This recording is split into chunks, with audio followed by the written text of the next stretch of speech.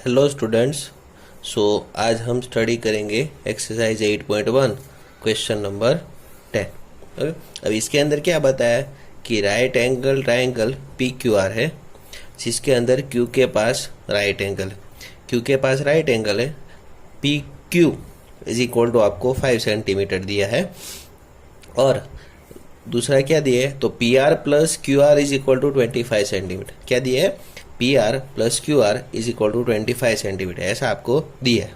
अब और फाइंड क्या करना है, तो साइन पी, कॉस पी और टेन पी फाइंड करना है। अब हमें पता है कि कोई भी रेशियो फाइंड करना हो तो तीनों साइड्स के मेजर चाहिए। सबसे पहले हमारे पास है एक ही, इसलिए अब हम क्या करेंगे, तो सपोज कि P are is equal to x, suppose P are is equal to x. Okay, तो क्यू आर कितना होगा, तो पी आर की जगह पर एक्स पुट कर दो, तो x plus Q R is equal to 25 हो गए। So q are is equal to क्या होगा, ये एक्स यहाँ से यहाँ जाएगा तो माइनस हो जाएगा, इसलिए 25 minus x. So now suppose P are is equal to x and Q are is equal to 25 minus x. अब इसको हम पाइथागोरस के थ्योरम के अकॉर्डिंग रखेंगे, तो in triangle P Q R according to Pythagoras theorem P R square is equal to P Q square plus Q R square. P R square is equal to P Q square plus Q R square. P R की जगह पर put करेंगे x, so x whole square is equal to P Q यानी 5 square plus Q R is equal to 25 minus x whole square. तो x square is equal to 5 square यानी 25, और 25 minus x whole square इसका square करना है, तो इसके लिए कौन सा फॉर्मूला यूज करेंगे, तो a minus b whole square. ए की जगह पर 25 और बी की जगह पर एक्स, तो a minus b whole square, तो उसका आंसर क्या होता है, तो a square minus 2ab plus b square, यानी पहले 25 का स्क्वायर। तो 25 का स्क्वायर हमें पता है क्या होता है, 625 माइनस 2ab यानी 2 इंटू 25 इंटू एक्स, तो 2 इंटू 25 टू ज़ा 50x प्लस एक्स स्क्वायर। अब ये एक्स स्क्वायर यहाँ से यहाँ जाएगा तो क्या हो जाएगा, माइनस, तो x square minus x square, ये माइनस 50x यहाँ से यहाँ जाएगा तो plus 50x is equal to 625 plus 25 यानी 650। ओके, तो plus x square minus x square cut, तो 50x इज इक्वल टू 650।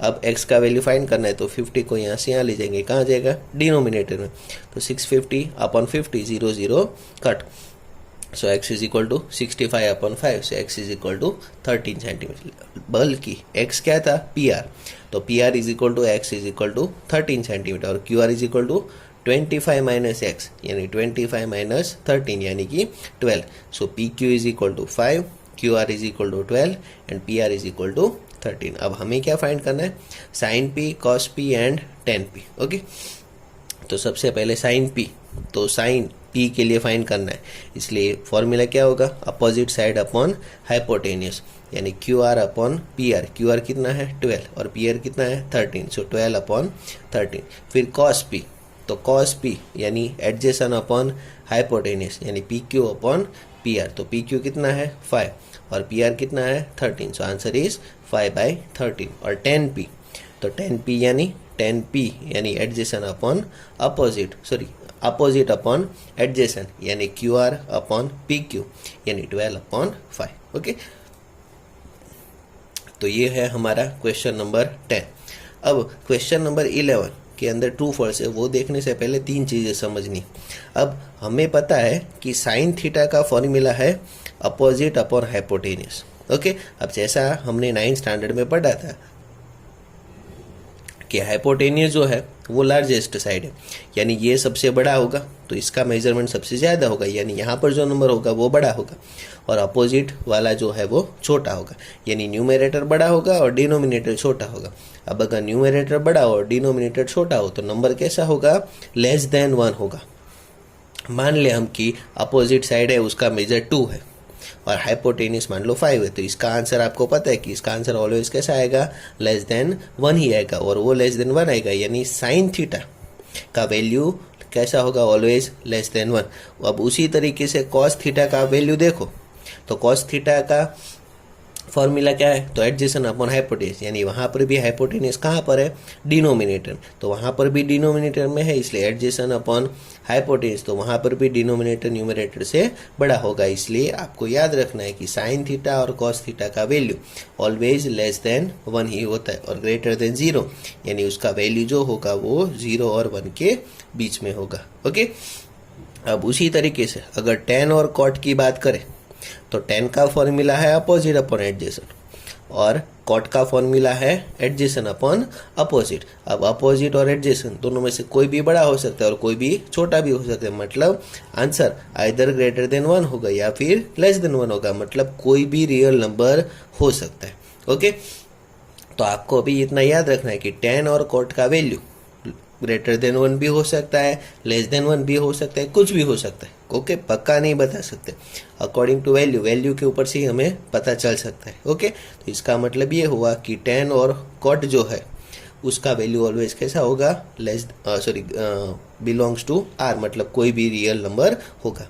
और sec और cosec जो है, अब sec जो है वो cos का रेसिप्रोकल है, तो sec का फॉर्मूला है हाइपोटेन्यूज अपॉन एडजेसेंट और cosec जो है उसका फॉर्मूला है हाइपोटेन्यूज अपॉन अपोजिट। तो दोनों जगह पर हाइपोटेन्यूज जो है वो कहाँ पर है, न्यूमरेटर में, और एडजेसेंट और अपोजिट जो है वो कहाँ पर है, डिनोमिनेटर में। इसका मतलब न्यूमरेटर डिनोमिनेटर से कैसा हुआ, बड़ा हुआ, और अगर न्यूमरेटर डिनोमिनेटर से बड़ा है तो इसका मतलब वैल्यू ऑलवेज कैसा होगा, ग्रेटर देन 1 ही होगा। ओके, तो हमें टोटल इतना याद रखना है कि साइन और कॉस का वैल्यू 0 और 1 के बीच का आएगा, tan और cot का वैल्यू कोई भी रियल नंबर आएगा, और sec और cosec का वैल्यू ऑलवेज ग्रेटर देन और इक्वल टू 1 आएगा। ओके, तो उसी के ऊपर बेस है हमारा क्वेश्चन नंबर 11। तो इसके अंदर ट्रू और फॉल्स है कि नहीं वो बताना है। ओके, तो सबसे पहले the value of tan a is always less than 1। अब ये देखिए यहाँ पर एक वर्ड है ऑलवेज, मतलब हमेशा लेस देन 1 ही होगा, तो ऐसा tan के अंदर नहीं होता है। तो tan के अंदर क्या होता है, तो ग्रेटर देन 1 भी हो सकता है और लेस देन 1 भी हो सकता है, पक्का नहीं बता सकते। इसलिए ऑलवेज लेस देन 1 हो सकता है लेकिन हमेशा लेस देन 1 नहीं होगा। इसलिए हमें रीजन में ये लिखना है कि the value of tan might be less than 1, might be less than 1, but it is not always less than 1. Sometimes it is also greater than 1. Okay, now question number 2, sec a is equal to 12 by 5। अब देखिए हमें पता है कि sec का value कैसा होगा, greater than 1 होगा। ओके, तो ग्रेटर देन 1 होने के लिए क्या होना चाहिए, न्यूमरेटर डिनोमिनेटर से बड़ा होना चाहिए। तो यहाँ पर देखिए न्यूमरेटर 12 है और डिनोमिनेटर 5, तो न्यूमरेटर डिनोमिनेटर से बड़ा हुआ, इसका मतलब ये स्टेटमेंट ट्रू है। Okay, now number 3, cos a is the abbreviation used for cosecant of angle।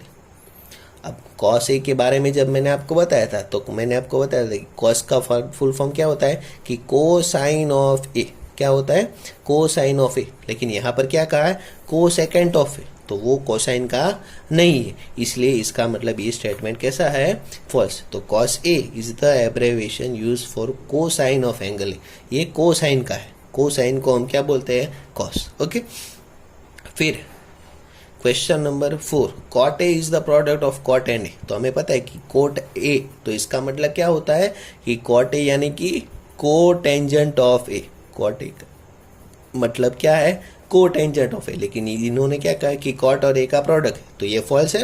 Okay, तो इसका मतलब हम क्या लिखेंगे, cot a is the cotangent of angle a। Okay, now next is number 5, sine theta is equal to 4/3 for some angle theta, 4/3।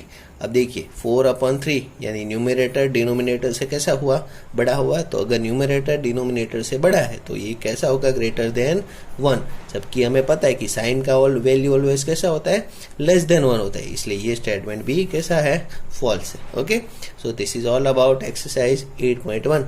Next lecture में हम exercise 8.2 study करेंगे। Okay, thank you.